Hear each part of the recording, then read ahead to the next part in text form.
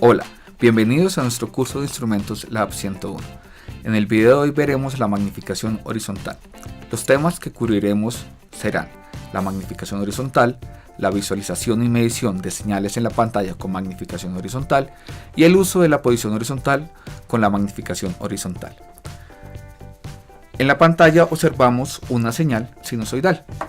Si queremos movernos hacia un lado o hacia el otro, utilizamos la posición horizontal. Sin embargo, existe un control llamado magnificación.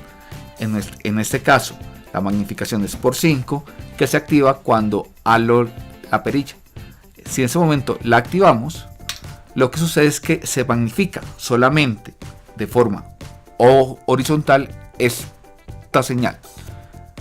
Miremos que la parte de amplitud no va a cambiar, se va a mantener igual, con magnificación o sin magnificación, no está alterando el eje vertical. Cuando lo magnificamos, lo que se tiene es un detalle de la señal.